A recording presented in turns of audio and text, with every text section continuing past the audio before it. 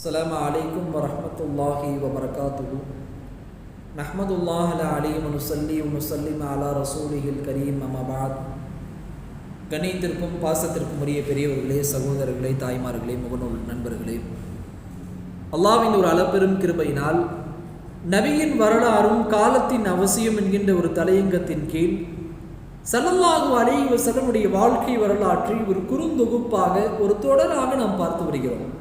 அதன் வரிசையில் நாம் இன்றைக்கு பார்க்க இருக்கக்கூடிய சப்ஜெக்ட் என்ன அப்படின்னாக்கா, ஸல்லல்லாஹு அலைஹி வஸல்லமுடைய பால்குடி பருவம் சம்பந்தமான ஒரு குறுந்தொகுப்பை நாம் இன்றைக்கு பார்க்க இருக்கிறோம். அன்றைக்கு அரபியர்களுக்கு மத்தியில் ஒரு யதார்த்தமான ஒரு பழக்கம் இருந்துச்சு. தங்கள் பிறக்கக்கூடிய அந்த குழந்தைகளை கொஞ்ச நாள்லே சிட்டியிலிருந்து கிராமப்புறங்களுக்கு செவிலித்தாய்மார்களிடம் கொடுத்து பாலூட்டி வளர்ப்பதற்காக அனுப்பக்கூடிய ஒரு சூழல் இருந்துச்சு. காரணம் என்ன தெரியுமா?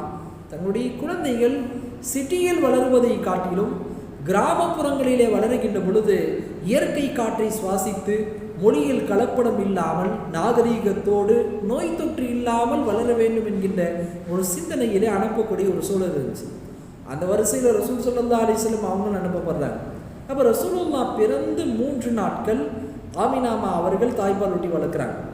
அதற்கு பின்பதாக சுவைபா என்று சொல்லக்கூடிய பெண்மணி ஸல்லல்லாஹு அலைஹி வஸல்லம் பாலூட்டி வளர்க்குறாங்க. இப்போ இந்த இடத்துல சுவைபா என்று சொல்லக்கூடிய பெண்மணி யார் அப்படின்னாக்கா, அபூ லஹப் அடிமையாக இருக்காங்க. ஸல்லல்லாஹு அலைஹி வஸல்லம் அவர்கள் பிறந்த செய்தியை அபூ லஹப் போய் சொல்கிறாங்க. இந்த மாதிரி உங்கள் சகோதரருக்கு மகன் பிறந்திருக்கார் இந்த செய்தியை சொன்னவுடன் சந்தோஷத்தில் அபூ லஹப் சுவைபாவை பார்த்து, உன்னை இன்னையிலிருந்து நான் உரிமை விட்டுட்டேன் அப்படின்றாங்க. அப்போ இந்த செய்தியில் முடிஞ்சிச்சு. அதற்கு பிறகு ஸல்லல்லாஹு அலைஹி வஸல்லம் பாலூட்டி வளர்க்குறாங்க. அந்த வரலாறு ஒரு பக்கம் இருக்கட்டும். அப்போ அபூ லஹபுடைய வஃபாத்திற்கு பின்னால் உம்தத்துல் காரி, சீரத்துல் ஹலபியா போன்ற கிதாபில் வர செய்தி, லம்மா மாத்த அபூ லஹபின் உரியஹு பாடு அஹ்லிஹி பி ஷர்ரிஹி பத்தின். அபூ லஹப் வஃபாத் ஆகி 1 வருஷம் கழிச்சு அப்பாஸ் ரலியல்லாஹு அவங்க கனவுல வராங்க. அப்போ பார்க்குறவங்க ரொம்ப மோசமான ஒரு நிலையில் அபூ லஹப் ஒரு கடுமையான அதாபுக்கு மத்தியில் இருக்காங்க.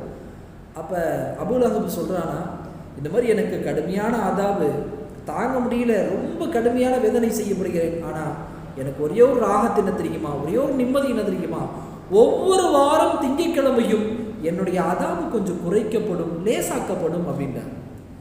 என்ன காரணம் தெரியுமா? முஹம்மது பிறந்த அன்னைக்கு அந்த செய்தியை சொன்னதற்காக நான் சுவைபாவை உரிமையிட்டேன், அதன் காரணமாக என்னுடைய அதாபு அன்றைக்கு குறைக்கப்படுகிறது என்பதாக அபூ லஹப் அப்பாஸ் ரலியல்லாஹு கனவுல சொன்னதாக உம்தத்துல் காரி, சீரத்துல் ஹலபியா, பிதாயா வ நிஹாயா போன்ற கிதாபில் பதிவு செய்யலாம். இன்னும் சில ரிவாயத்தில் எப்படி தெரியுமா வருது, அபூ லஹபுடைய இந்த 2 விரல்களுக்கு மத்தியிலே ஒரு நீர் சுரக்குமா, அந்த நீரை குடிப்பதின் மூலமாக அவனுடைய அதாபு குறைக்கப்படுகிறது என்பதாக அவன் சொன்னதாக வேற சில ரிவாயத்தில் வருது. அப்போ ஸல்லல்லாஹு அலைஹி வஸல்லம் அவங்களுக்கு 3ஆவதாக ஹலீமா சாதியா என்று சொல்லக்கூடிய பெண்மணி, பனு சாத் என்று சொல்லக்கூடிய கூட்டத்தை சார்ந்தவங்க. அவங்க வருஷம் பனு சாத் என்று சொல்லக்கூடிய இந்த கூட்டம் மக்காவுக்கு வந்து குழந்தைகளை எடுத்துகிட்டு போவாங்க.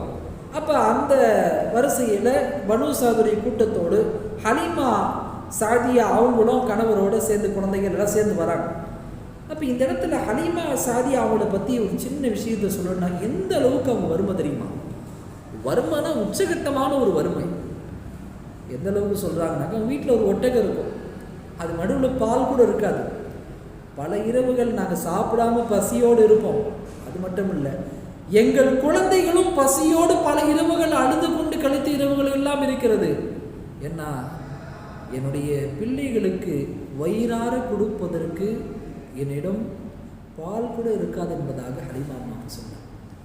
அப்போ அந்த அளவுக்கு ஒரு வறுமை.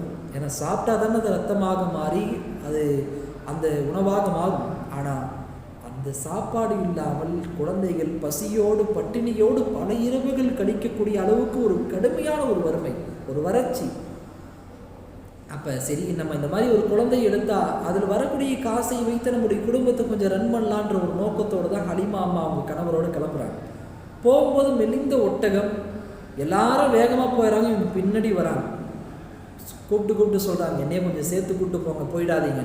எல்லாம் திட்டிக்கிட்டே, வேறு வாகனமே இல்லையா, போய் இந்த வாகனத்தில் வரீங்க. ஒரு கட்டத்தில் மக்காவுக்கு போய் சேர்ந்துடுறாங்க.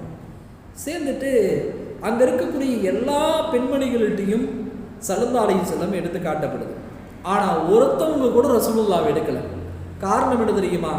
ஸல்லல்லாஹு அலைஹி வஸல்லம் யதீம், தந்தை இல்லாதவரை யதீம் என்பதாக சொல்வார்கள். தந்தை இல்லை, இவரை எடுத்து நாம் வளர்ப்பதின் மூலமாக நமக்கு என்ன பெருசாக தந்துட போகிறாங்க அப்படின்ற ஒரு நோக்கத்தில் யாருமே ரசூலுல்லாஹ் எடுக்க முன் வரலை.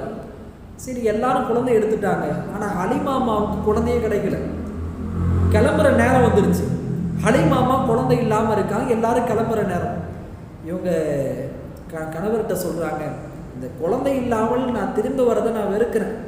நம்ம வேணும்னா அது எத்தீமான குழந்தை வேணால் நம்ம எடுத்து வளர்க்கலாமா அப்படின்னு நம்ம கணவன்கிட்ட கேட்குறாங்க. உடனே இவர் சொல்கிறாரு, சரி, அல்லாஹ் அந்த குழந்தையின் மூலமாக அல்லாஹ் ஹைரை பரக்கத்தையும் தரும் என்பதாக நான் ஆசை வைக்கிறேன், நீங்கள் அந்த குழந்தைய எடுத்துகிட்டு வாங்கன்றாங்க. போய் ஸல்லல்லாஹு அலைஹி வஸல்லம் வாங்கிட்டு வராங்க. ரசூலுல்லாஹ்வை கையில் வாங்கினதும் அல்லாஹ் செஞ்ச பரக்கத்து என்ன தெரியுமா? அது வரைக்கும் வயிறார பசியார பால் கொடுக்க முடியாமல் இருந்த ஹலீமா அம்மா அவங்க ஸல்லல்லாஹு அலைஹி வஸல்லம் கையில் எடுக்கிறாங்க.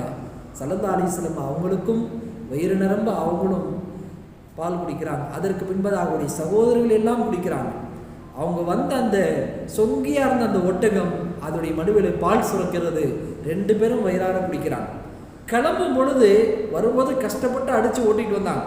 கிளம்பும் போது வேகமாக எல்லாரையும் தாண்டி அந்த ஒட்டகம் போயிட்டு இருக்கு. எல்லாரும் கேட்குறாங்களா, ஹலீமா நீ வந்த ஒட்டகம் தானே, இல்லை மக்காவில் வேற ஏதாவது ஒட்டகம் மாற்றிட்டியா, இவ்வளோ வேகமாக போதேன்னு? இல்லை அது அதே ஒட்டகம் தான் அப்படின்ட்டாங்க. ஏன்னா இப்போ ரசூலுல்லாஹ்வுடைய வாகனமாக மாறிடுச்சு. இல்லை, அல்லாஹ் பரக்கத் செஞ்சான். எந்த அளவுக்குனாக்கா, அவங்க இருக்கக்கூடிய வீட்டில் எல்லாரும் மேய்வதற்கு ஆடு எல்லாத்தையும் அனுப்புவாங்க. ஆனால் எல்லாமே பசியோடு தான் வரும் இது வரைக்கும். ஆனால் ஸல்லல்லாஹு அலைஹி வஸல்லம் வந்த பிறகு எல்லா ஆடுகளும் போகுமா, மேய்ஞ்சிட்டு வரும் பொழுது எல்லாம் மடுவிலே பால் வலிகின்ற அளவுக்கு எல்லாம் மேய்ஞ்சிட்டு வருமா. ஆனால் ஊரில் இருக்கிற வேற எல்லா ஆடும் போயிட்டு பசியோடு வந்து திரும்பி வரும். அப்போ எல்லாம் பார்க்குறாங்க, என்னடா இது, ஹலீமாவுடைய அந்த ஆடுகள் அது மட்டும் நல்ல மேய்ஞ்சிட்டு அது பாலோடு வருது, சரி அவங்க மேய விடக்கூடிய அந்த இடத்துல நம்மளும் விடுவோம் அப்படின்ட்டு எல்லா ஊர் மக்களும் அவங்க எங்கே விடுறாங்களோ அங்கே போய் விடுறாங்க. அப்போ மேய்ஞ்சிட்டு திருப்பி வரும்பொழுது இவங்க ஆடு மட்டும்தான் நல்ல வயிறார அது பால் எல்லாம் சுரந்து அப்படியே மடுவில் வலிகிற அளவுக்கு வருது. ஆனால் மற்ற ஆடுகள்லாம் பசியோடு தான் திரும்ப வருது. ஏன்னா அல்லாஹ் அந்தளவுக்கு பரக்கத் செஞ்சான். எந்த ஊர் மக்கள் ஸல்லல்லாஹு அலைஹி வஸல்லம் அவர்களை யதீம், அனாதை, தந்தை இல்லாதவர், இவரை எடுப்பதன் மூலமாக நமக்கு என்ன பலன் கிடைக்க போகிறது என்பதாக நினைத்த ஒவ்வொரு நபரும் ஸல்லல்லாஹு அலைஹி வஸல்லம் அவர்களின் மூலமாக ஏற்படக்கூடிய இந்த பரக்கத்துகளை பார்த்து, இது சாதாரண குழந்தை இல்லை, இது ஒரு அதிசய குழந்தை என்று சொன்னது மட்டுமல்ல, ஒவ்வொரு நபரும் கேட்பாங்களா, ஹலீமா என் வீட்டில் கொஞ்ச நேரம் அந்த குழந்தைய வச்சுட்டு போய், என் வீட்டில் கொஞ்சம் நேரம் வச்சுட்டு போய், எங்களுக்கு கொஞ்சம் பரக்கத்து கிடைக்கிட்டோம். எந்த நபர்கள் ரசூலை யதீம் என்று எடுப்பு ஸல்லல்லாஹு அலைஹி வஸல்லம் அவர்களை எடுத்து வளர்ப்பதற்கு யோசித்தார்களோ அதே நபர்கள் ரசூலுல்லாஹ் ஒரு 5 நிமிஷம் என் வீட்டில் வச்சுட்டு போங்களேன், என் வீட்டுக்கு பரக்கத்து கிடைக்கட்டும் என்பதாக அவங்கள்ட்ட கெஞ்சினாங்கனாக்கா ஸல்லல்லாஹு அலைஹி வஸல்லம் மூலமாக அல்லாஹ் எப்படி பரக்கத்து செஞ்சிருப்பான் என்ற செய்தியை இந்த இடத்திலே நாம் யோசித்து பார்ப்பதற்கு கடமைப்பட்டிருக்கோம். 2 வருஷம் முடிகிறது. இந்த பால்குடி பருவம், பால்குடி மறக்கடிக்கப்படுகிறது. அதற்கு பின்பதாக அமானத்தாக கொடுக்கப்பட்ட ஸல்லல்லாஹு அலைஹி வஸல்லம் கொண்டு போய் ஆமினா அம்மா அவங்கள்ட்ட போய் கொடுக்குறாங்க. ஆனால் மனசெல்லாம் ஒரே பதட்டம். இவ்வளோ பரக்கத்திலஞ்ச ஒரு குழந்தைய யாருக்கு தான் கொடுக்கறதுக்கு மனசு வரும்? திரும்பி நம்மளுக்கே கிடச்சி இன்னும் கொஞ்ச நாள் வளர்த்தா நல்லா இருக்குமே அப்படின்னு ஒரு ஆசையிலே போகிறாங்க. அவங்களுடைய ஆசைக்கு தகுந்ததை போன்று மக்காவிலே அப்போ ஒரு நோய் பரவிட்டு இருக்கு. எல்லாரும் பார்க்குறாங்க, ரசூலுல்லாஹ் 3 வயசில் இந்த தவழ்றது போகிறது அவங்க பேசுகிறாங்க, இதெல்லாம் பார்த்து ரொம்ப சந்தோஷப்படுறாங்க. ஆனால் ஒரு கவலை, இவ்வளோ அழகாக இப்படி வந்திருக்க ரசூலுல்லாஹ்க்கு ஏதாவது நோய் தொற்றிடுமோன்னு ஒரு கவலை ஏற்படுகிறது. அதனால் ஹலீமா அம்மா அவங்களே சொல்கிறாங்க, இந்த மாதிரி நோயாக இருக்குது, நாங்கள் வேணால் இன்னொரு 2 வருஷம் வச்சுட்டு திரும்ப கொண்டு வந்து வருவோம் அப்படின்ட்டு திரும்பிய ரசூல் ஸல்லல்லாஹு அலைஹி வஸல்லம் கூப்பிட்டு போயிடுறாங்க. 4 வருஷம் ஹலீமா அம்மா அவங்கள்ட்ட தான் இருக்காங்க. அப்போ இதுக்கடுத்து இதுக்கு மத்தியிலே ஷக்கு சதர் ஸல்லல்லாஹு அலைஹி வஸல்லம் நெஞ்சு பிளக்கக்கூடிய ஒரு செய்தி நிகழ்வு எல்லாம் நடக்கிறது. அதற்கு பின்னால் அவங்க தாயிட்ட ஒப்படைக்கிறாங்க. அவங்களுடைய வஃபாத்து, இந்த செய்தியெல்லாம் இன்ஷா அல்லாஹ் நம்ம அடுத்த இதிலே சந்திப்போம். அல்லாஹ் ரப்புல் ஆலமீன் நாயகம் ஸல்லல்லாஹு அலைஹி வஸல்லம் அவருடைய மகத்துவத்தையும் அந்தஸ்தையும் உணர்ந்து வாழக்கூடிய நபர்களாக அல்லாஹ் என்னையும் உங்கள் உங்கள் அனைவரையும் ஆக்கி அருள் புரிவானாக என்று துவா செய்தவனாக வார்த்தைகளை நிறைவு செய்கிறேன். அல்ஹம்துலில்லாஹி ரப்பில் ஆலமீன். அஸ்ஸலாமு அலைக்கும் வரஹ்மத்துல்லாஹி வபரகாத்துஹு.